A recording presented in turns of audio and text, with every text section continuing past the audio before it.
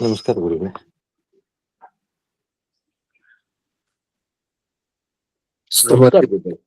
ಸುಮತಿಭಿರನುಮೇಯಂ ಶುಭ್ರಕಾಜಂ ಸಖಾಜಂ ಸುಖಮಜಮನಪಾಜಂ ಮುಕ್ತ್ಯುಪಾಜಂ ವಿವಾಜಂ ದ್ರಹಜಮಹಮಮೇಜಂ ಜೇಜಮಾಮ್ನಾಜಗೇಜಂ ಸದಜಮಸದಜೇಜಂ ಶ್ರೀಸಹಾಜಂ ಭಜೇಯಂ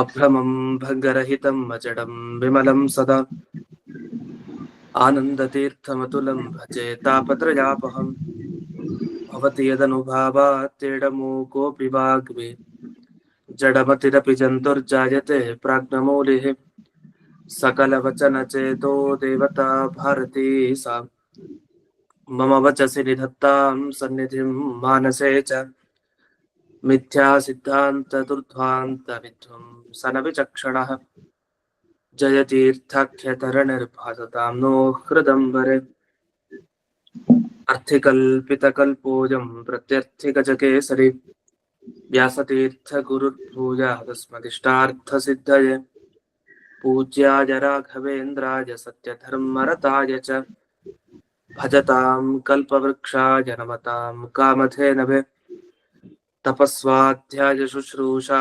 कृष्णपूजारतं मुनिं विश्वेशमिष्टदं वन्दे परिम्राट् चक्रवर्तिनं श्रीगुरुभ्यो नमः हरिः ओम्.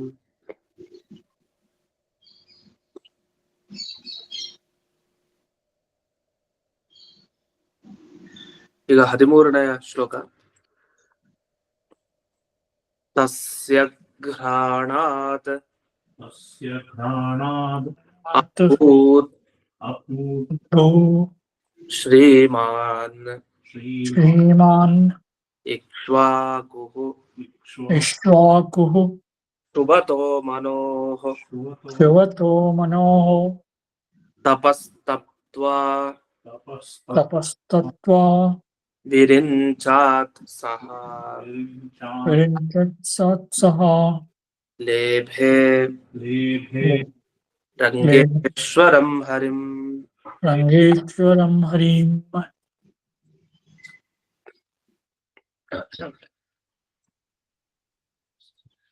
ಈಗ ವೈವಸ್ವತ ಮನು ಹುಟ್ಟಿದಾನೆ ಅಂತ ಹಿಂದೆ ಬಂತು. ಮನ್ವಂತರೇಶ್ವರ, ಈಗಿನ ವೈವಸ್ವತ ಮನ್ವಂತರ ಇದ್ರೆ ಅದಕ್ಕೆ ಅಧಿಪತಿ ಯಾರಿದ್ದಾನ ಅವನು ಹುಟ್ಟಿದ ಅಂತ ಹಿಂದೆ ಬಂದಿತ್ತು. ಈಗ ಅದೇ ವೈವಸ್ವತ ಮನುವಿನ ಮೂಗಿನಿಂದ ಘ್ರಾಣ ಅಂತ ಹೇಳ್ತಾರೆ. ಘ್ರಾಣ ಅಂದ್ರೆ ಮೂಗಿನ ಪ್ರದೇಶದಿಂದ ಅಭೂತ್ ಶ್ರೀಮಾನ್ ಇಕ್ಷ್ವಾಕು ಹುಟ್ಟಿದ ಅಂತ ಬಂತು. ಹಾಗಾದ್ರೆ ಇಕ್ಷ್ವಾಕು ಮಹಾರಾಜ ಎಲ್ಲಿಂದ ಬಂದಿದ್ದು? ವೈವಸ್ವತ ಮನುವಿನ ಘ್ರಾಣ ಮೂಗಿನಿಂದ ಬಂದಿತ್ತು. ಇಕ್ಷ್ವಾಕು ಮಹಾರಾಜ ಅವನ ಪರಿಚಯವನ್ನ ಹೇಳ್ತಾರೆ. ಅವನು ಶ್ರೀಮಾನ್ ಅಂತ ಹೇಳ್ತಾರೆ. ಒಳ್ಳೆ ಸಂಪತ್ತಿತ್ತಂತೆ ಇಕ್ಷ್ವಾಕು ಮಹಾರಾಜನಿಗೆ. ಏನ್ ಅಂಥ ಸಂಪತ್ತು ಅಂದ್ರೆ ಜೀವನದಲ್ಲಿ ಇವನಿಗೆ ಸಿಗೋ ಸಂಪತ್ತು ಈಗ ಯಾರಿಗೂ ಸಿಗ್ತಾ ಇಲ್ಲ ಹಾಗೆ ಹೇಳ್ಬೋದು. ಯಾಕೆ? ತಪಸ್ತಪ್ತ್ವಾ ವಿರಿಂಚಾತ್ ಸಹ, ಅವನು ತಪಸ್ಸನ್ ಮಾಡಿದ. ಇಕ್ಷ್ವಾಕು ಮಹಾರಾಜ ತಪಸ್ಸನ್ ಮಾಡಿ ಬ್ರಹ್ಮದೇವರಿಂದ ರಂಗನಾಥನನ್ನ ಪಡೆದ ಅಂತ. ರಂಗನಾಥನನ್ನ ಪಡೆದಿದ್ ಯಾರು? ಇಕ್ಷ್ವಾಕು ಮಹಾರಾಜ. ನಾವು ಅನ್ನಿಸ್ಬೋದು ರಂಗನಾಥ ಇರೋದು ಎಲ್ಲಿ, ಈ ಇಕ್ಷ್ವಾಕು ಎಲ್ಲಿಯ ಸಂಬಂಧ ಅಂತ. ಆದ್ರೆ ಅದನ್ನೆಲ್ಲ ಟಿಪ್ಪಣಿಯಲ್ಲಿ ಚೆನ್ನಾಗಿ ಬಿಡಿಸಿದ್ದಾರೆ. ಅದು ಮೊದಲನೇ ಟಿಪ್ಪಣಿ, ಎರಡಲ್ಲೂ ಕೂಡ ಚೆನ್ನಾಗಿ ಬಿಡಿಸಿದ್ದಾರೆ. ಅದನ್ನ ನೋಡೋಣ. ಇಲ್ಲಿ ಗಮನಿಸ್ಬೇಕಾಗಿದ್ದು ಯಾವ ಶಬ್ದ? ಕ್ಷುವತಃ ಅಂತ. ಮೂಗಿನ ಹೊಳ್ಳೆಯಿಂದ ಹೇಗ್ ಬಂದ? ಅವನಿಗೆ ಸೀನ್ ಬಂತಂತೆ. ಯಾರಿಗೆ? ವೈವಸ್ವತ ಮನುವಿಗೆ. ಅದು ಕ್ಷುವತ್ ಅಂತಂದ್ರೇನು? ಸೀನೋದು ಅಂತ ಅರ್ಥ. ಕ್ಷುವತಃ ಅಂತ ಕರೀತಾರೆ. ಹೀಗೆ ಸೀನ್ ಬೇಕಾದ್ರೆ ಅಲ್ಲಿಂದ ಹುಟ್ಟಿದವರು ಇಕ್ಷ್ವಾಕು ಮಹಾರಾಜರು ಅಂತ. ಇಷ್ಟು ಸಾಮಾನ್ಯವಾಗಿ ಈ ಶ್ಲೋಕದ ಅರ್ಥ. ಇದನ್ನು ವಿಸ್ತಾರವಾಗಿ ನಿಮಗೆ ಛಲಾರಿಯ ಟಿಪ್ಪಣಿಯಲ್ಲಿ ಕೊಡ್ತಾರೆ, ಆ ಕಥೆಯನ್ನ ಕೊಡ್ತಾರೆ. ಆ ವಾಕ್ಯಗಳನ್ನು ಓದಿ ನಾನು ಅರ್ಥ ಹೇಳ್ತೀನಿ. ಛಲಾರಿ ಎಷ್ಟೇ ಪೇಜಿಂದ ಪ್ರಾರಂಭ? ಈ 30ನೇ ಪೇಜಿನಿಂದ ಪ್ರಾರಂಭ. ಅಲ್ಲಿ 3ನೇ ಲೈನಿಂದ ಗಮನಿಸಿ ಛಲಾರಿ ಟಿಪ್ಪಣಿಯಲ್ಲಿ. ಇಕ್ಷ್ವಾಕು ರಾಜ ರಂಗಶ್ಚಾಸೋ ಈಶ್ವರಶ್ಚ ಅಂತ ಅಲ್ಲಿ ಅರ್ಥ ಬರ್ತಿದ್ದಾರೆ. ಅಂದ್ರೆ ಎಲ್ಲರನ್ನು ರಂಜನೆ ಮಾಡೋನು ಹಾಗೆ ಭಗವಂತ ರಂಗೇಶ್ವರ. ರಂಗ ಹಾಗೆ ಈಶ್ವರ. ಆ ರಂಗಕ್ಷೇತ್ರದಲ್ಲಿ ಇರೋ ಈಶ್ವರ, ಅಥವಾ ರಂಜನಾತ್ ರಂಗ ಉಚ್ಯತೆ ಅಂತ ಎಲ್ಲರನ್ನು ತನ್ನ ಸೃಷ್ಟಿಯಾದಿ ಕ್ರೀಡೆಗಳಿಂದ ರಂಜನೆ ಮಾಡ್ತಾನೆ, ಅಂಥವನಿಗೆ ರಂಗ ಅಂತ ಕರೀತಾರೆ. ಇಂಥ ರಂಗೇಶ್ವರ ಹೇಗೆ ಈ ಅಯೋಧ್ಯೆಯಲ್ಲಿರುವಂತಹ ಇಕ್ಷ್ವಾಕುವಿಗೆ ಸಿಕ್ಕಿತ್ತು ಅಂತ ಪ್ರಶ್ನೆ. ಅದಕ್ಕೆ ರಂಗ ಮಹಾತ್ಮೆ ತಗೊಳ್ಬೇಕಂತೆ. ಶ್ರೀರಂಗ ಮಹಾತ್ಮೆಯಲ್ಲಿ ಇದರ ಬಗ್ಗೆ ಇದೆ. ಅಯೋಧ್ಯೆಯಲ್ಲಿರುವಂತಹ ಇಕ್ಷ್ವಾಕು ಮಹಾರಾಜನಿಗೆ ರಂಗನಾಥನ ವಿಗ್ರಹ ಹೇಗ್ ಸಿಕ್ತು ಅನ್ನೋದ್ರ ವಿವರಣೆ ಅಲ್ಲಿದೆ. ಅದೇನದು ಅಂದ್ರೆ, ಪದ್ಮಕಲ್ಪದಲ್ಲಿ ಒಂದು ಘಟನೆ ನಡೀತು. ಭಗವಂತ ತನ್ನ ನಾಭಿ ಕಮಲದಿಂದ ಬ್ರಹ್ಮದೇವರನ್ನ ಸೃಷ್ಟಿ ಮಾಡಾದ್ಮೇಲೆ ಆಜ್ಞೆ ಆಯ್ತು. ಏನ್ ಆಜ್ಞೆ ಆಯ್ತು? ಏನಿಲ್ಲ, ನೀನ್ ನನ್ನ ಕುರಿತು ತಪಸ್ ಮಾಡು ಅಂತ ಆಜ್ಞೆ ಆಯ್ತು. ನಮಗ್ ಗೊತ್ತಿದೆ, ಭಾಗವತದ 2ನೇ ಸ್ಕಂದಲ್ಲೂ ಕೇಳ್ತೀವಿ. ಅವ್ರಿಗೆ ಸೃಷ್ಟಿ ಮಾಡೋದು ಹೇಗೆ ಅಂತ ಗೊತ್ತಾಗಿರ್ಲಿಲ್ಲ. ಯೋಚನೆ ಮಾಡ್ತಾ ಕೂತಿದ್ರು ಬ್ರಹ್ಮದೇವರು. ತಪ ತಪ ಅಂತ ಹೇಳಿ ಕಿವಿಗ್ ಶಬ್ದ ಬೀಳುತ್ತೆ, ದೇವ್ರು ಕಾಣಲ್ಲ. ಅವಾಗ ಇವ್ರು ತಪಸ್ ಮಾಡ್ಲಿಕ್ಕೆ ಶುರು ಮಾಡ್ತಾರೆ. 1000 ವರ್ಷ ಆಯ್ತು ದೇವತೆಗಳ ಮಾನದಲ್ಲಿ. ಆಮೇಲೆ ಪರಮಾತ್ಮನ ಪ್ರತ್ಯಕ್ಷ ಆಯ್ತು. ಆಗ ಒಂದಿಷ್ಟು ಮಾತುಕತೆ ಆಗುತ್ತೆ. ಆಗ್ಲೇ ನಮಗೆ ಚತುಶ್ಲೋಕಿ ಭಾಗವತ ಇದೆಲ್ಲ ಬರೋದು. ಅಂತೂ ತಪಸ್ಸನ್ ಮಾಡಾಯ್ತು. ತಪಸ್ಸನ್ ಮಾಡಿದ್ಮೇಲೆ ರಂಗೇಶ್ವರಂ ಸತ್ಯಲೋಕೇನೇ, ಸತ್ಯಲೋಕದಲ್ಲೇ ಆ ರಂಗನಾಥನ ಮೂರ್ತಿಯನ್ನು ಅವ್ರು ಪಡಿತಾರೆ. ಯಾರು? ಬ್ರಹ್ಮದೇವರು ಪಡೆದಾಗ ನಮ್ಗೆ ಆಶ್ಚರ್ಯ ಅನ್ಸೋದು, ಸತ್ಯಲೋಕದಲ್ಲಿದ್ದ ರಂಗೇಶ್ವರ ಅಯೋಧ್ಯೆಗೆ ಹೇಗ್ ಬಂದ ಅಂತ. ಅದನ್ನ ಇವ್ರು ವಿವರಿಸ್ತಾರೆ. ಏನಂತ? ನಾರದರು ತಾವು ಪ್ರಶ್ನೆಯನ್ನ ಕೇಳ್ತಾರೆ, ಅಲ್ಲಿ ರುದ್ರದೇವರು ಉತ್ತರವನ್ನ ಹೇಳ್ತಾರೆ. ನಾರದರಿಗೆ ಪ್ರಶ್ನೆ ಬಂದಿತ್ತಂತೆ, ಏನಂತ? ಅಲ್ಲ, ಸತ್ಯಲೋಕದಲ್ಲಿ ಬ್ರಹ್ಮದೇವರ ಹತ್ರ ಇದ್ದಂತು ಈ ಇಕ್ಷ್ವಾಕು ರಾಜನ ಹತ್ರ ಹೇಗ್ ಬಂತು, ಭೂಲೋಕಕ್ಕೆ ಹೇಗ್ ಬಂತು ಅಂತ. ಸತ್ಯಲೋಕ ತುಂಬಾ ಎತ್ತರದಲ್ಲಿದೆ, ಅಲ್ಲಿಂದ ದಾಟ್ಕೊಂಡ್ ಬರ್ಬೇಕು ಅಂದ್ರೆ ಆ ಮೂರ್ತಿ ಹೇಗೆ ಅಂತ ಅಂದ್ರೆ ತಪಸ್ಸಿನಿಂದಲೇ ಸಾಧ್ಯ ಅಂತ ಅರ್ಥ. ಒಟ್ಟು ಅಲ್ಲಿಂದ ಏನು ಹಾಗೆ ಒಂದೊಂದ್ ಲೋಕಕ್ಕೆ ತಗೊಂಡು ಹೋಗಿ ಅಲ್ಲಿ ಮೂರ್ತಿ ಕೊಡಿ, ಅಲ್ಲಿ ಮೂರ್ತಿ ಕೊಡಿ, ಭೂಲೋಕಕ್ಕೆ ಬರುತ್ತೆ. ಹಾಗಲ್ಲ, ತಪಸ್ಸಿನಿಂದ ಒಲಿಸ್ಕೊಂಡು ಪಡ್ಕೊಂಡಿರೋದು ಅಂತ ಅರ್ಥ. ಅದ್ ಹೇಗೆ ಅಂದ್ರೆ, ಇಕ್ಷ್ವಾಕು ರಾಜ ತನ್ನ ಗುರುಗಳಾದ ವಸಿಷ್ಠರ ಬಳಿ ಒಂದು ಪ್ರಶ್ನೆಯನ್ನ ಕೇಳ್ತಾನೆ. ಏನ್ ಕೇಳ್ತಾನೆ ಅಂದ್ರೆ, ಲೋಕದ ಜನರಿಗಾಗ್ಲಿ ನನಗಾಗ್ಲಿ ಮುಕ್ತಿ ಹೇಗೆ ಅಂತ ಪ್ರಶ್ನೆ ಕೇಳ್ತಾನೆ. ಮುಕ್ತಿ ಹೇಗ್ ದೊರೆಯುತ್ತೆ ನಮಗೆ ಅಂತ. ಆಗ ವಸಿಷ್ಠರು ಹೇಳ್ತಾರೆ, ನೀ ಏನು ಮಾಡ್ಬೇಡ, ತಪಸ್ಸಿನಿಂದ ಬ್ರಹ್ಮದೇವರನ್ನ ಆರಾಧನೆ ಮಾಡು. ಆಗ ಬ್ರಹ್ಮದೇವರು ನಿನಗೆ ರಂಗೇಶ್ವರನ ವಿಗ್ರಹವನ್ನ ಕೊಡ್ತಾರೆ. ಅದನ್ನ ಶ್ರೀರಾಮಚಂದ್ರ ಅಂದ್ರೆ ನಿನ್ನ ವಂಶದಲ್ಲಿ ಬರುವಂತಹ ಏನ್ ರಾಮ ಇದ್ದಾನೆ, ಅವನು ವಿಭೀಷಣನಿಗೆ ಕೊಡ್ತಾನೆ. ವಿಭೀಷಣ ಕೊಟ್ಮೇಲೆ ಅವನು ಶ್ರೀರಂಗ ಕ್ಷೇತ್ರಕ್ಕೆ ಅದನ್ನ ತಗೊಂಡ್ಬರ್ತಾನೆ. ರಂಗನಾಥನನ್ನ ವಿಭೀಷಣ ತಗೊಂಬಂದಾಗ ನಿನ್ನ ವಂಶದಲ್ಲಿ ಬರೋರು ಯಾರು ಚೋಳರಿದ್ದಾರೆ, ಆ ಪ್ರದೇಶದಲ್ಲಿ ಇವರು ಚೋಳರೇನಿದ್ದಾರೆ, ಅವರೆಲ್ಲ ಅದಕ್ಕೆ ಅರ್ಚನೆ ಮಾಡ್ತಾರೆ. ಭಗವಂತ ಒಂದು ಕಲ್ಪ ಅಲ್ಲೇ ಇರ್ತಾನೆ, ಆಮೇಲೆ ಮತ್ತೆ ಸತ್ಯಲೋಕಕ್ಕೆ ಹೋಗ್ತಾನೆ. ಹೀಗೆ ಪ್ರತಿ ಕಲ್ಪ ನಡೆಯೋ ಘಟನೆ ಇದು. ಇಷ್ಟ ಹೇಳದ್ಮೇಲೆ ಅವನೇನ್ ಮಾಡ್ದ, ವಸಿಷ್ಠರ ಆಶ್ರಮದಲ್ಲಿ ಹೆಂಡತಿ ಜೊತೆಗೆ ತಪಸ್ಸನ್ನು ಮಾಡ್ಲಿಕ್ಕೆ ಶುರು ಮಾಡ್ತಾನೆ. ಯಾರೋ ಇಕ್ಷ್ವಾಕು ಮಹಾರಾಜ. ಚತುರ್ಮುಖ ಬ್ರಹ್ಮದೇವರಿಗೆ ಸಂತೋಷ ಆಗಿದೆ. ಸಂತೋಷ ಆಗಿ ಅವನ ಅಭಿಪ್ರಾಯದಂತೆ, ಅಂದ್ರೆ ಹಿಂದೆ ಹೇಳಿದ ಅಭಿಪ್ರಾಯದಂತೆ ಅಯೋಧ್ಯೆಗೆ ಹೋಗ್ತೀನಿ ನಾನು ಅಂತ ಅಯೋಧ್ಯೆಗೆ ಅಲ್ಲಿ ಹೋಗಿದ್ದಾರೆ. ಯಾರು? ರಂಗನಾಥ. ಯಾಕೆಂದ್ರೆ ಇಕ್ಷ್ವಾಕು ಮಹಾರಾಜನಿಗೆ ಅನುಗ್ರಹ ಮಾಡ್ಬೇಕಾಗಿತ್ತು.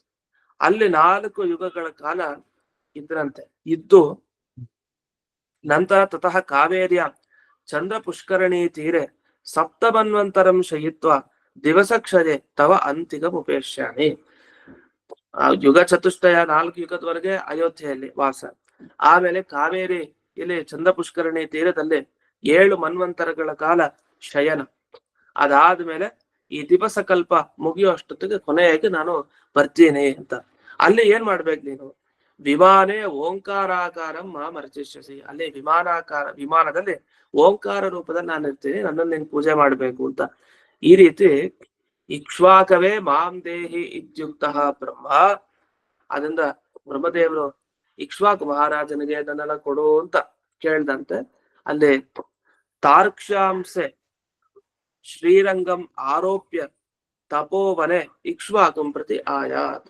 ಅವಾಗ ಈ ಬ್ರಹ್ಮದೇವರಿಗೆ ಹೇಳಿದಂತೆ ಪರಮಾತ್ಮ ಆಜ್ಞೆ ಮಾಡಿರ್ತಾರೆ, ನಾ ಇಲ್ಲಿಗೆ ಹೋಗ್ತೇನೆ, ನೀನ್ ಅಲ್ಲೆಲ್ಲ ತಲುಪ್ಸು ಅಂತ. ಅದರಂತೆ ಬ್ರಹ್ಮದೇವರು ತಾವು ಸೀದಾ ಈ ಇಕ್ಷ್ವಾಕು ಮಹಾರಾಜನಿಗೆ ಬಂದು ತಲುಪಿಸ್ತಾರೆ. ಆ ತಪೋವನ ತಪಸ್ ಮಾಡ್ತಾರೆ. ಅದು ಹೇಗೆ? ಗರುಡಾರೂಢನಾದ ಶ್ರೀರಂಗ. ತಾರ್ಕ್ಷ್ಯ ಅಂದ್ರೆ ಗರುಡ ಅಂತ ಅರ್ಥ. ಅವನ ಹೆಗಲ ಮೇಲೆ ಅಂಶ, ಹೆಗಲ ಮೇಲೆ ಶ್ರೀರಂಗನಾಥ ಇದ್ದಾನೆ. ಆ ರಂಗನಾಥನನ್ನ ಏರಿಸಿ ತಪೋವನದಲ್ಲಿ ಇಕ್ಷ್ವಾಕುವನ್ನ ಕುರಿತು ಹೊರಟ. ಅಂದ್ರೆ ಭಗವಂತನೇ ಬಂದ ಆ ರೂಪದಲ್ಲಿ, ಬ್ರಹ್ಮದೇವರು ಅರ್ಪಣೆ ಮಾಡಿದ್ರು ಅಂತ. ಇಷ್ಟಾಗಿ ರಂಗ ವಿಮಾನ ಅಂತ, ಅದನ್ನೇ ಶ್ರೀರಂಗ ವಿಮಾನ ಅಂತೆಲ್ಲ ರಂಗ ಮಹಾತ್ಮೆಯಲ್ಲಿ ಕೇಳ್ತೀವಿ. ಶ್ರೀರಂಗ ಕ್ಷೇತ್ರದ ಮಹಿಮೆಯಲ್ಲಿ ಬರುತ್ತೆ. ಇದಾದ್ಮೇಲೆ ಅವನು ಶ್ರೀರಂಗನನ್ನ ಅಲ್ಲಿ ಪ್ರತಿಷ್ಠೆ ಮಾಡಿದ, ಅಯೋಧ್ಯೆಯಲ್ಲಿ ಪ್ರತಿಷ್ಠೆ ಮಾಡಿ ಪೂಜೆ ಮಾಡಿದ ಅಂತ. ಇಷ್ಟು ಇಲ್ಲಿ ಬಂದಿರುವಂತಹ ವಿಷಯ. ಇದನ್ನ ಇಲ್ಲಿ ಚಲಾರಿ ಟಿಪ್ಪಣಿಯಲ್ಲಿ ಒಂದೊಂದೇ ವಾಕ್ಯದಲ್ಲಿ ವಿವರಿಸಿದ್ದಾರೆ. ಇದನ್ನ ಸರಳವಾಗಿ ನಿಮ್ಗೆ ಕಥೆ ಬೇಕು ಅಂತಂದ್ರೆ ಹೀಗ್ ಮಾಡ್ಬೋದು. ಇಲ್ಲಿ ಮೇಲಿನ ಒಂದು ಟಿಪ್ಪಣಿ ಇದೆಯಲ್ಲ, ಆ ಟಿಪ್ಪಣಿಯನ್ನು ಓದ್ಕೊಳ್ಳೋಣ. ಒಂದ್ 4-5 ಲೈನ್ ಇದೆ, ಆಗ ಸುಲಭವಾಗಿ ಆಗುತ್ತೆ. ಇದೊಂದು 10-12 ಲೈನ್ ಇದೆ. ಇದು ಮೇಲಿನ ಟಿಪ್ಪಣಿ ನೋಡಿ, ಅಲ್ಲಿ ಎಷ್ಟನೇ ಲೈನಿಂದ ನೋಡ್ಬೇಕು? 30ನೇ ಪೇಜ್ ಅಲ್ಲೇ ನೋಡಿ. 30ನೇ ಪೇಜ್ ಅಲ್ಲಿ 4ನೇ ಲೈನ್ ಅಲ್ಲಿ ಗಮನಿಸ್ತಾ ಹೋಗಿ. ಆದೌ ಬ್ರಹ್ಮ ತಪೋಲಬ್ಧ ರಂಗ ವಿಮಾನಂ, ಅಷ್ಟೇ. ಮೊದಲಿಗೆ ಬ್ರಹ್ಮದೇವರು ತಮ್ಮ ತಪಸ್ಸಿನಿಂದ ಏನು ರಂಗ ವಿಮಾನ ಪಡೆದಿದ್ರು ಅದನ್ನ ಪಡಿಬೇಕು ಅಂತ ಹೇಳಿ ವಸಿಷ್ಠರು ಇಕ್ಷ್ವಾಕುವಿಗೆ ಉಪದೇಶ ನೀಡಿದ್ರು.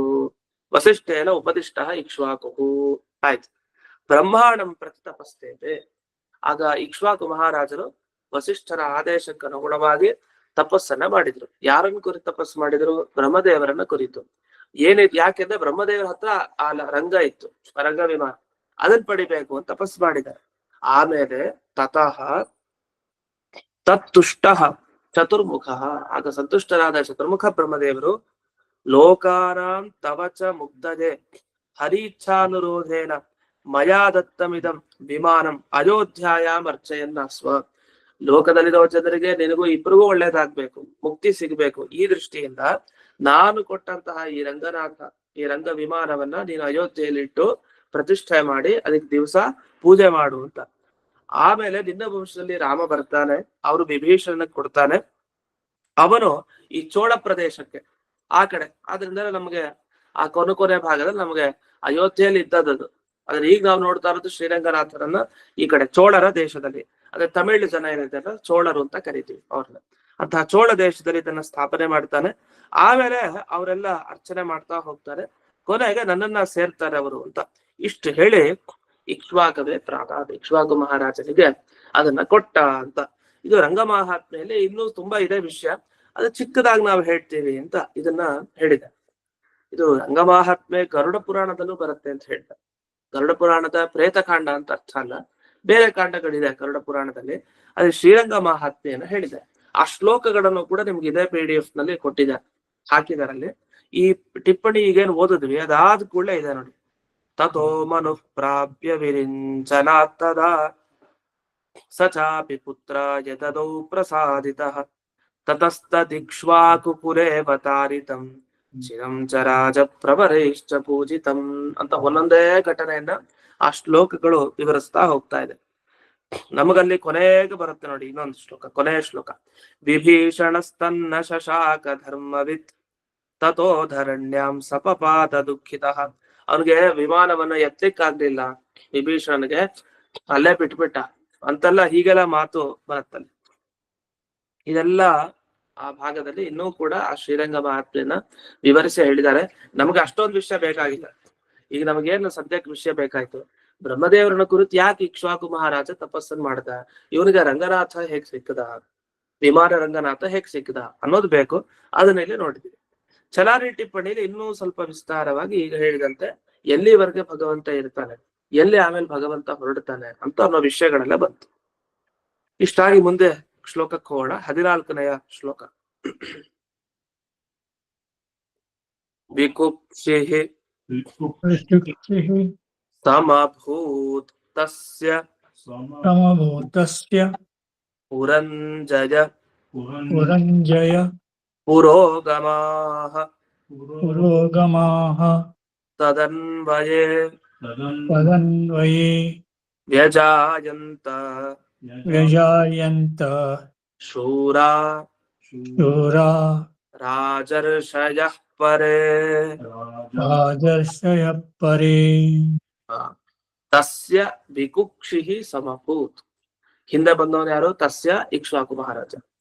ವೈವಸ್ವತ ಮನುವಿನ ಮಗ ಇಕ್ಷ್ವಾಕು, ಇಕ್ಷ್ವಾಕುವಿನ ಮಗ ವಿಕುಕ್ಷಿ ಅಂತ ಅವರ ಹೆಸರು. ಆ ವಿಕುಕ್ಷಿಯ ತದನ್ವಯ, ಅನ್ವಯ ಅಂದ್ರೆ ವಂಶ, ನಾವೆಲ್ಲ ಹೇಳ್ತೀವಿ ನಮ್ಮ ವಂಶಾವಳಿ ಹೇಗೆ, ವಂಶ ಹೇಗೆ. ವಂಶವನ್ನ ತಿಳಿಸ್ಲಿಕ್ಕೆ ಯಾವ ಶಬ್ದ ಇದೆ ಸಂಸ್ಕೃತದಲ್ಲಿ? ಅನ್ವಯ ಅಂತ ಕರೀತಾರೆ. ಅನ್ವಯ ಅಂದ್ರೆ ವಂಶ ಅಂತ ಅರ್ಥ. ತದನ್ವಯೇ ಪುರಂಜಯ ಪುರೋಗಮಾಹ. ಇದು ಅದೇ ಈ ವಿಕುಕ್ಷಿ ವಂಶದಲ್ಲಿ ಪುರಂಜಯ ಅಂತ ಒಬ್ಬ ರಾಜ, ಪ್ರಸಿದ್ಧ ರಾಜ. ಅವನಿಂದ ಹಿಡಿದು ಅನೇಕ ಶೂರರು, ರಾಜರ್ಷಿಗಳು, ಹಲವರು ವ್ಯಜಾಯಂತ ಹುಟ್ಟುತ್ತಾ ಬಂದ್ರು ಅಂತ. ಅಂದ್ರೆ ಇಲ್ಲೇನ್ ಮಾಡಿದ್ರು, ಚಿಕ್ಕದ್ ಮಾಡ್ಬಿಟ್ರಿ. ಈಗ ನಾರಾಯಣ ಪಂಡಿತಾಚಾರ್ಯ ಇಲ್ಲಿವರೆಗೆ ಯಾರಿಂದ ಯಾರ್ಯಾರು ಬಂದ್ರು ಅಂತ ಕ್ರಮವಾಗಿ ಹೇಳ್ತಾ ಬಂದ್ರು. ಇಲ್ಲೇನ್ ಮಾಡಿದ್ರು, ಅವ್ರ ವಂಶದಲ್ಲಿ ಪುರಂಜಯ ಮುಂತಾದ ಅನೇಕ ರಾಜರ್ಷಿಗಳು, ಶೂರರು, ಮತ್ತೆ ಇನ್ನೂ ಹಲವರು ಹುಟ್ಟಿದ್ರು ಅಂದ್ಬಿಟ್ಟು. ಆದ್ರೆ ಇದ್ರ ಸಂಗ್ರಹ ಯಾರು ಮಾಡ್ಬೇಕೀಗ? ನಾವು ಮಾಡ್ಕೊಬೇಕು. ಅವರು ಸೂಚನೆ ಕೊಡ್ತಾ ಹೋಗ್ತಾರೆ ಗ್ರಂಥಕರ್ತೃಗಳು. ಅದನ್ನ ಶೂರರು ಅಂತಂದ್ರೆ ಪರಾಕ್ರಮಿಗಳು, ಮತ್ತೆ ರಾಜರ್ಷಿಗಳು ಅಂದ್ರೆ ರಾಜ ಮತ್ತೆ ಋಷಿ ಎರಡೂ ಆಗಿರ್ತಾರೆ ಅಂತ ಅರ್ಥ. ಆ ರೀತಿಯ ವ್ಯಕ್ತಿತ್ವದವರು. ಯಾರ್ಯಾರು ಬಂದ್ರು ಇವರು ಅಂತ ನೋಡ್ಬೇಕೀಗ. ಇಲ್ಲಿ ಅದ್ರ ಮುಂಚೆ ನೋಡೋ ಮುಂಚೆ ಒಂದು ಪಾಠ ಇದೆ. ಈ ಪಾಠ ಭೇದ ಅಂದ್ರೆ ಸ್ವಲ್ಪ ಶ್ಲೋಕದಲ್ಲಿ ಒಂದು ವ್ಯತ್ಯಾಸ ಇದೆ. ಏನಂದ್ರೆ ವಿಕುಕ್ಷಿ ಸಮಭೂತಸ್ಯ ಅಂತ ಇದೆ. ಇಲ್ಲಿ ವಿಕುಕ್ಷಿ ಸ್ತುಗಭೂತ್ ತಸ್ಯ ಅಂತ ಒಂದು ಪಾಠ ಇದೆಯಂತೆ. ಇದು ಬಹಳ ವಿಶೇಷ.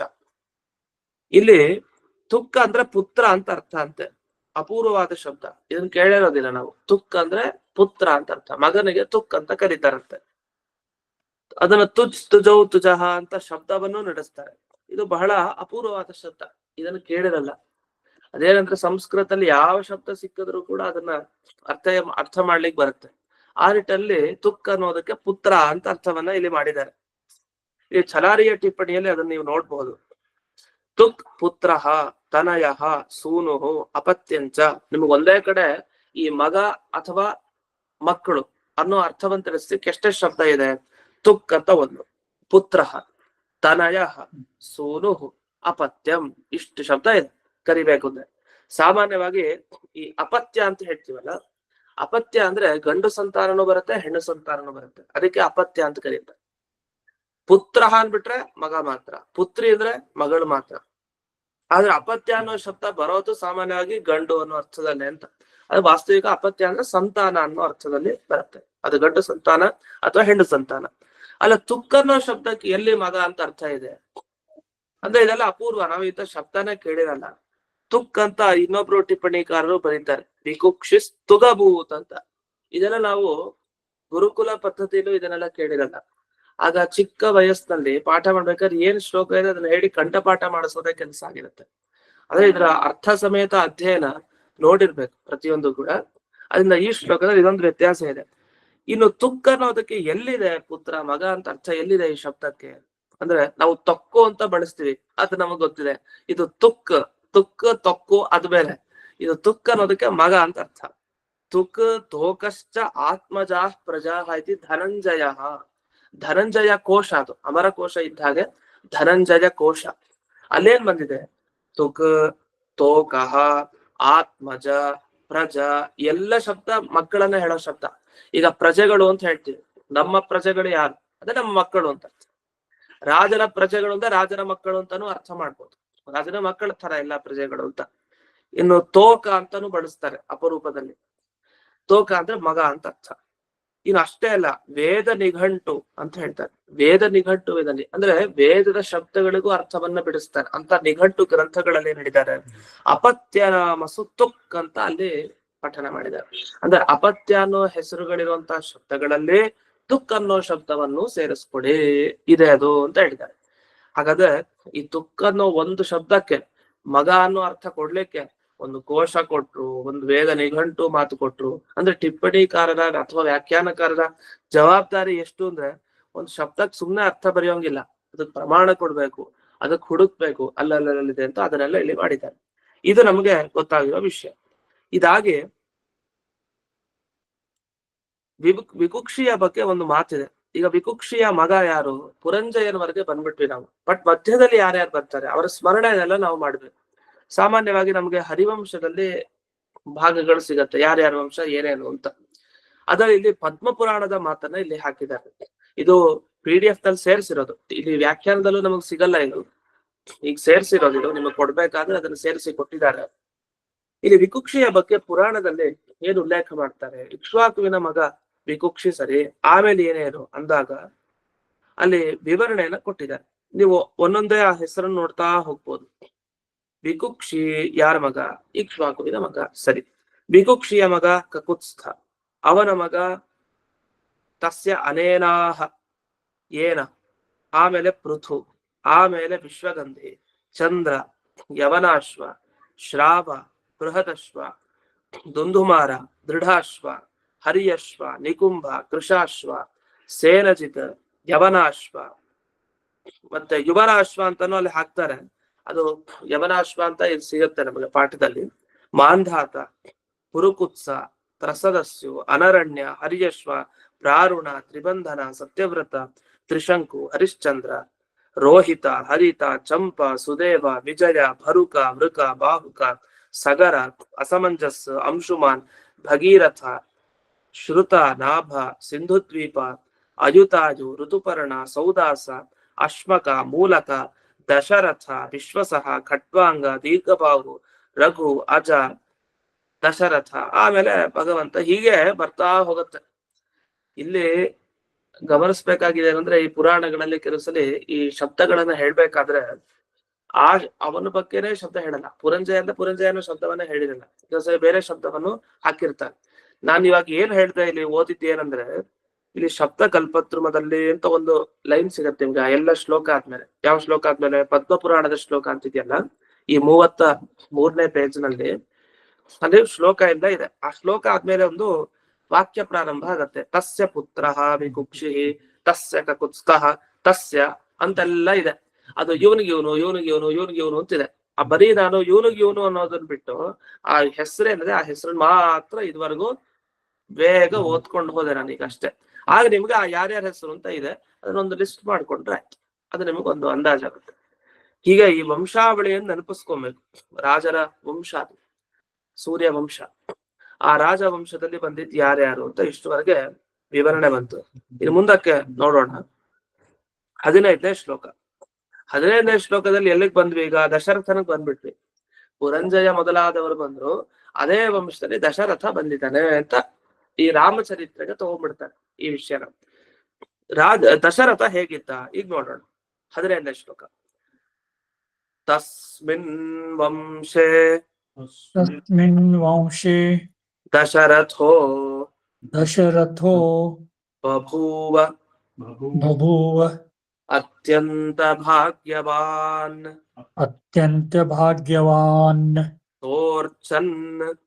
ಸೋರ್ಚನ್ ವೈಮಾನಿಕಂ ವಿಷ್ಣುಂ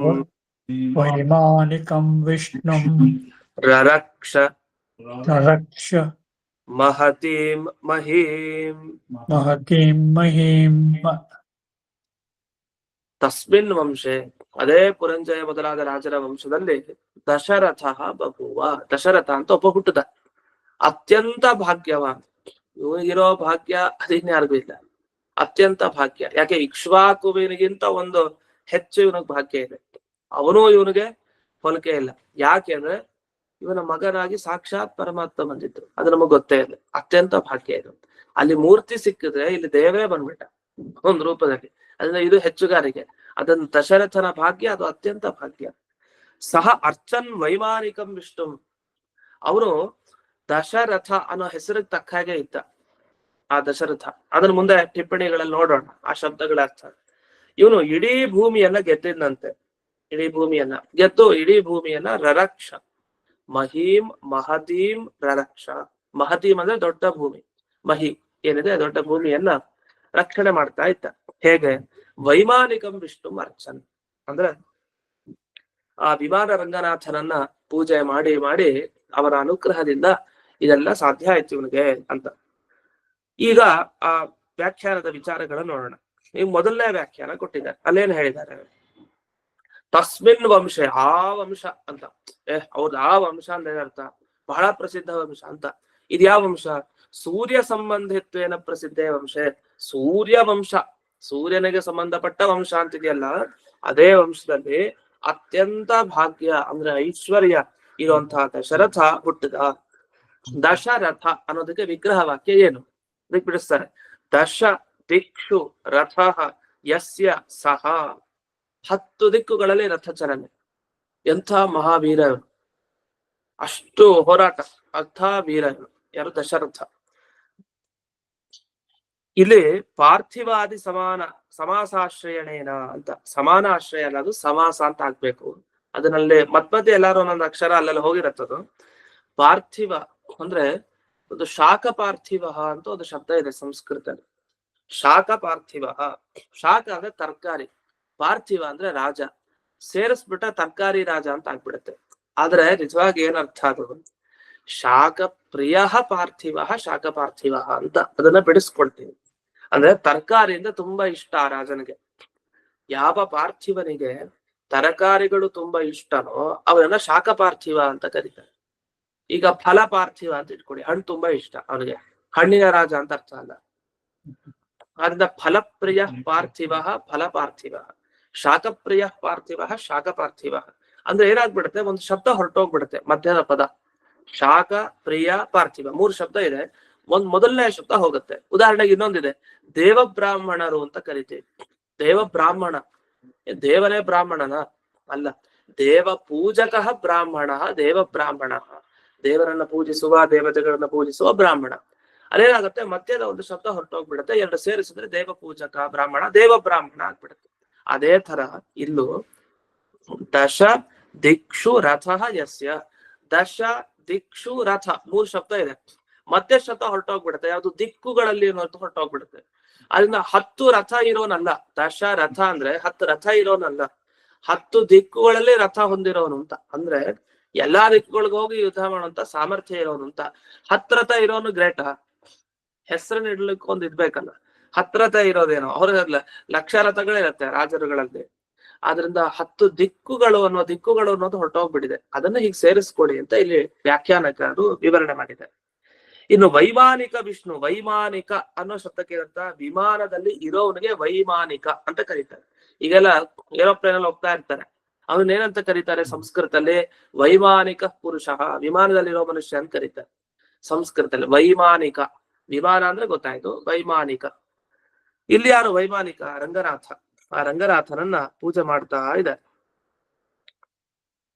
ಇಲ್ಲಿ ಒಂದು ಪ್ರಶ್ನೆ ಏನ್ ಮಾಡ್ಕೊಳ್ತಾರೆ, ಸಾಮಾನ್ಯವಾಗಿ ಸಂಸ್ಕೃತದಲ್ಲಿ ಅರ್ಚನ್ ಅಂತ ಆಗಲ್ಲ, ಅರ್ಚಯನ್ ಅಂತ ಹೇಳ್ತಾರೆ. ಎಲ್ಲಾ ಬಳಸೋ ಶಬ್ದ ಜಾಸ್ತಿ ಅದು. ಅಂದ್ರೆ ಈಗ ದೇವತಾ ಅರ್ಚನೆ ಅಂತ ಹೇಳ್ತೀವಲ್ಲ, ಅಲ್ಲಿ ದೇವತಾಂ ಅರ್ಚಯನ್, ವಿಷ್ಣುಂ ಅರ್ಚಯನ್, ಶಿವಂ ಅರ್ಚಯನ್, ರಂಗನಾಥಂ ಅರ್ಚಯನ್ ಅಂತ ಆಗುತ್ತೆ. ಇಲ್ಲಿ ಅರ್ಚನ್ನ ಹೇಗ್ ಬಳಸಿದ್ರು?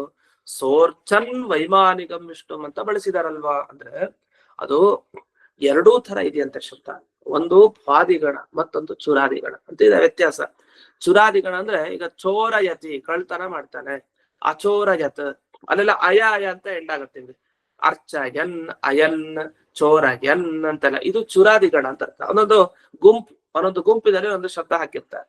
ಇಲ್ಲಿ ಮೊದಲನೇ ಗಣದಲ್ಲೇ ಬರುವಂತಹ ಶಬ್ದ ಇದು ಅರ್ಚನ್ ಅಂದ್ರೆ ವಂದನ್ ಮತ್ತೆ ನಮನ್, ಈ ರೀತಿ ಎಲ್ಲ ಶಬ್ದಗಳು ಬರುತ್ತೆ. ನಮಸ್ಕಾರ ಮಾಡ್ತಾ, ಅರ್ಚನ್ ಅಂದ್ರೆ ಅರ್ಚನೆ ಮಾಡ್ತಾ ಅಂತ. ಅದ್ ತಪ್ಪೇನಿಲ್ಲ ಅಂತ ಅದನ್ನು ಉತ್ತರಿಸಿದ್ದಾರೆ. ಅಂದ್ರೆ ಎಲ್ಲ ದೃಷ್ಟಿ ಇರ್ಬೇಕಲ್ಲ. ಒಂದ್ ಗ್ರಂಥ ಟಿಪ್ಪಣಿ ಬರಿಬೇಕು ಅಂದ್ರೆ ಸುಮ್ನೆ ಅಲ್ಲ, ಆ ಬಂದಿರೋ ಶಬ್ದ ಏನು ಅಂತ ಮೊದಲು ಅರ್ಥ ಮಾಡ್ಕೋಬೇಕು. ಇವ್ರು ನಿಜವಾಗಿ ಇದೇ ಶ್ಲೋಕ ಹೀಗೆ ಬರ್ದಿದ್ರ ನಾರಾಯಣ ಪಂಡಿತಾಚಾರ್ಯರು ಆ ತೀರ್ಮಾನ ಆಗ್ಬೇಕು. ಆಮೇಲೆ ಅದಕ್ಕೊಂದಿಷ್ಟು ಕೋಶ ಹುಡುಕ್ಬೇಕು. ಆಮೇಲೆ ಇವರು ಈ ತರ ವ್ಯಾಕರಣ ಸಮಸ್ಯೆಗಳಿರುತ್ತೆ, ಅದಕ್ಕೆ ಯಾರು ಅವ್ರಿಗೆ ಹೇಳ್ಕೊಟ್ಟಿರಲ್ಲ, ಅವ್ರು ಹುಡ್ಕೊಂಡು ಅವ್ರ ಸಮಸ್ಯೆ ಪರಿಹಾರ ಮಾಡ್ಬೇಕು. ಇದು ತುಂಬಾ ಕಷ್ಟ, ಇವೆಲ್ಲ ಇರುತ್ತೆ. ಇನ್ನು ಮುಂದಿನ ಟಿಪ್ಪಣಿಲಿ ಏನ್ ವಿವರಣೆ ಮಾಡ್ತಾರೆ ನೋಡೋಣ. ಶ್ರೀ ವಿಷ್ಣು ಮಹಾತ್ಮೆ ಕಥನಾವಸರೆ, ಈ ವಿಷ್ಣು ಮಹಿಮೆಯನ್ನ ಹೇಳ್ಬೇಕಾದ್ರೆ ಈ ಒಂದು ಭಾಗ ಬರುತ್ತೆ, ಏನು ಯಾರ್ಯಾರಿಂದ ಯಾರ್ಯಾರು ಬಂದ್ರು ಅಂತ.